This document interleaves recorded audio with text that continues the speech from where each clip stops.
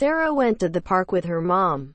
She saw many people in the park. Some people was doing exercise, some dancing in a team. It seems beautiful park to play in. Sarah saw many children played many games, such as duckling, rode a bike, swings. But she liked playing chase with the other children. Her favorite thing to do at the park was to go down the slide while the music was playing in the park.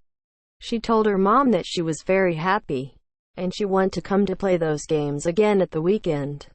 She also liked when her mom helped her on the swings.